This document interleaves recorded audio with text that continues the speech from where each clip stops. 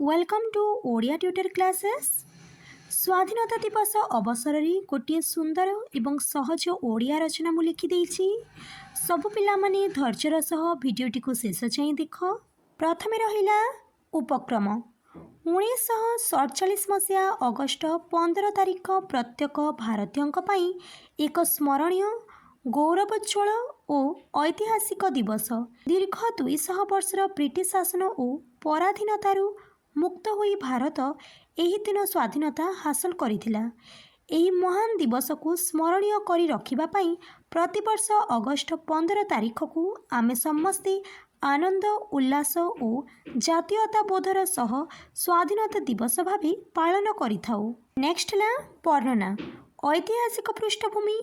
इंग्रेज माने प्रथमे व्यवसाय करिबा बाहानारी भारत को आसीथिले, मात्र क्रमशः आम देशर शासन डोर निज हाथ को नहीं जाइथिले। देशमातृका को पराधीनतारू मुक्त करिबा पई महात्मा गांधी, नेताजी सुभाष चंद्र बोस, भगत सिंह, सरदार वल्लभ भाई पटेल को भली अनेक महान नेता संग्राम करथिले। ओडिशार योगदान। एही मुक्ति संग्राम रे ओडिशार वीर सुरेंद्र साई, बक्सी जगबंधु, जय राजगुरु, लक्ष्मण नायक और शहीद बाजीराउतଙ୍କ बलिदान अतुलनीय।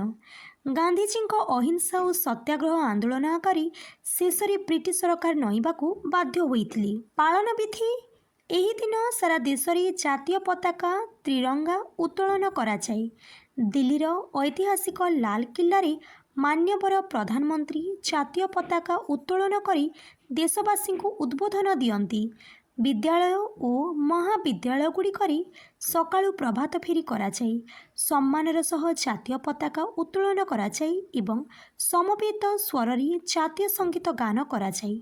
छात्र छात्री मानक मध्यरी वक्तृता, रचना और चित्रांकन प्रतियोगिता अनुष्ठित होई पुरस्कार वितरण कराଯାए। उपसंहार।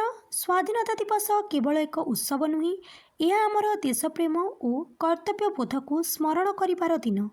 आजर स्वाधीनता पछरे लक्ष लक्ष देशप्रेमी रक्त और त्याग निहित अछि। यह स्वाधीनता को अक्षुण्ण रखिबा, देशर एकता और सार्वभौमत्व को सुरक्षित करिबा एवं भारत को एक समृद्ध राष्ट्र भावे गढ़ी तोलिबा आम समस्तंकर विशेष करी छात्र समाजर मुख्य कर्तव्य। ताले एतिकी थिला पिले तमर एही रचनाटी भिडियोटी को लाइक करिवो, तम सांग माननक सह शेयर करिवो एवं जो पिला माने चैनल नुआ अछ चैनल को सब्सक्राइब करिदेबो।